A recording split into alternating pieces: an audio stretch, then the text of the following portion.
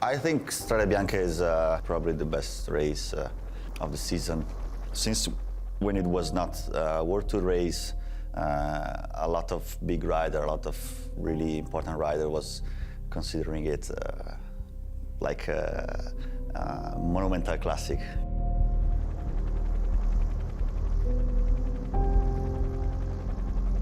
Of course, it's a little bit similar into cyclocross as with the gravel part, but still it's with more than 3,000 altitude meters. So it's combination in between like the cobblestone classics and the Ardennes classics. It's really lovely combination.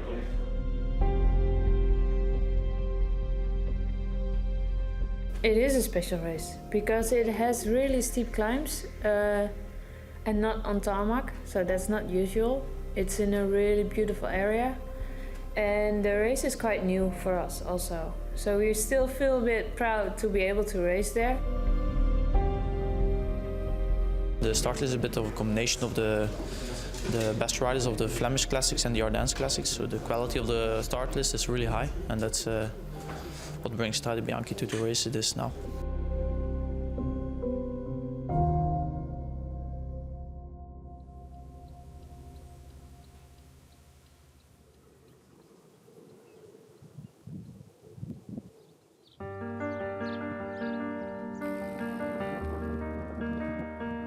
The history of the Strade Bianche started not with professional cycling, but with amateurs, because in the past the suburbs around Siena was the theater of competition for amateurs.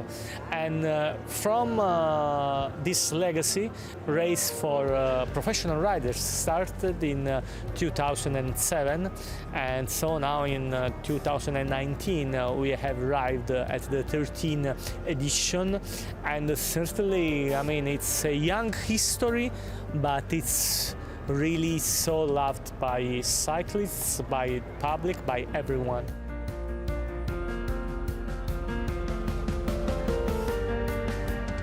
You just have to look outside and the landscape, it's incredible. I think it's one of the only races that when you're racing it, you can a little bit enjoy even the landscape, the place.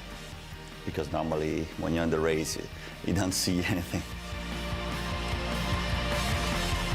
This kind of race, at the first moment, I was thinking that is a joke, because it was something too much different.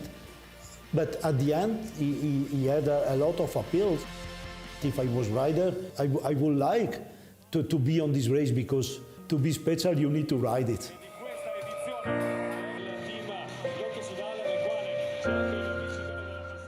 Also, women now are looking for new challenges, and this is a tendency of modern cycling to propose women race more or less on the same parcours of men, and this is one of the reasons that Strade Bianche are growing so fast, also for this union between men race and women race.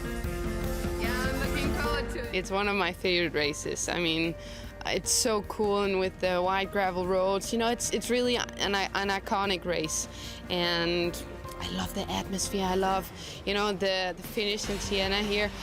Oh, it's one of my favorites, and seriously, I get goosebumps when I talk about it and when I think about the, you know, the small narrow streets going up in Siena. It's beautiful. I love riding on gravel, so we're excited for some gravel action.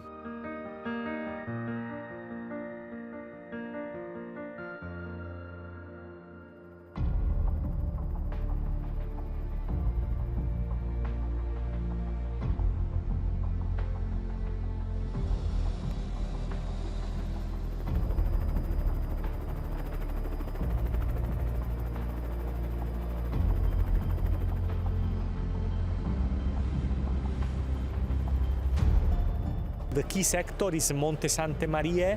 It's one of the last in the last part of the race because it's really long, almost 11 Ks, and also, I mean, with a great part in climb.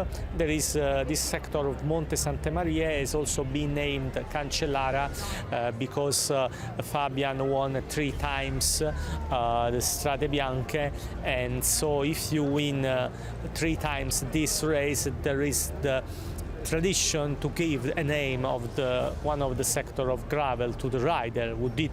So far only Fabian did.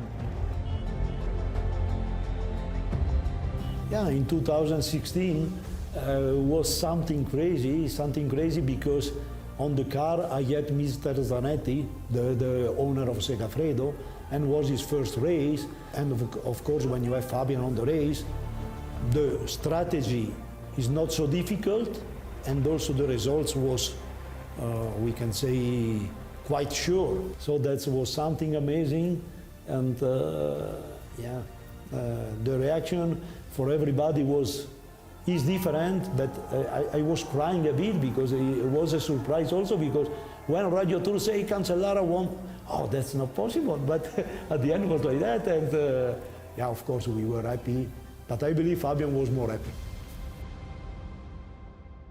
We also can remember that in the past Alejandro Valverde did a podium, 2 podiums if I'm not wrong, and once he arrived 4th. So it's a race really open. Roubaix can be considered for specialists, but also Tour of Flanders.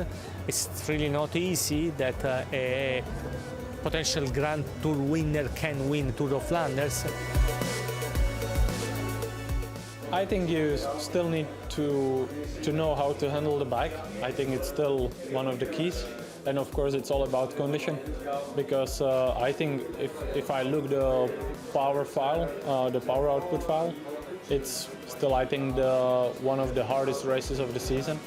So I think if the shape is good, if you are in the good condition, then you get definitely deep in the final.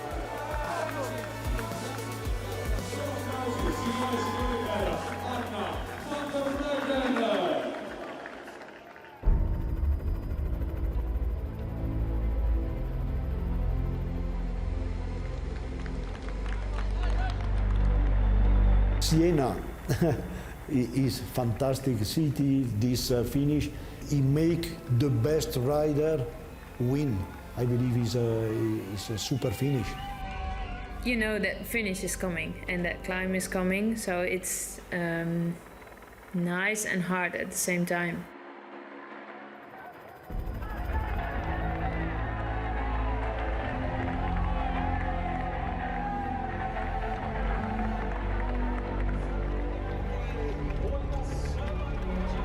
There's no doubt about the winner, Annemiek van Vleuten from Mitchelton, Scott.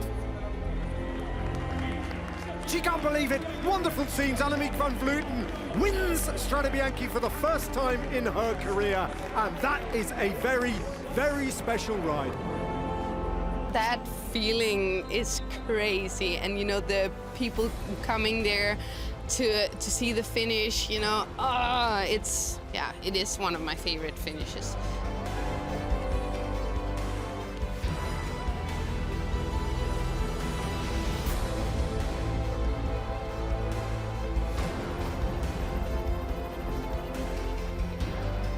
A lot of people is convinced that Strade Bianche can be the 6th monument of cycling, and well, if we can consider only the love, the feelings of the rider, Strade Bianche can already be considered the 6th monument.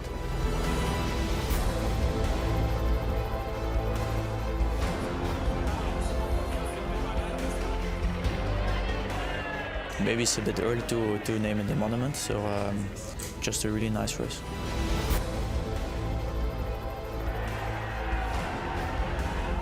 I think that in some years it deserves it, because you can even see it like how prestigious it gets in between the riders and the teams.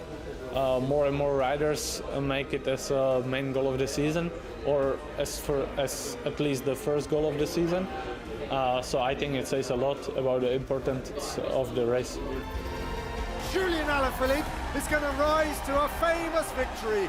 Right-handed into the sunshine. That's how you get it done!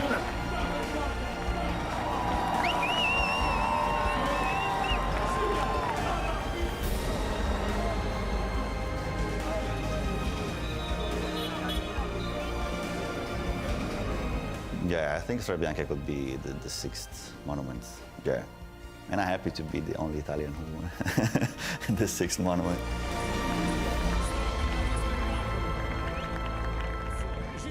Alaphilippe, merci.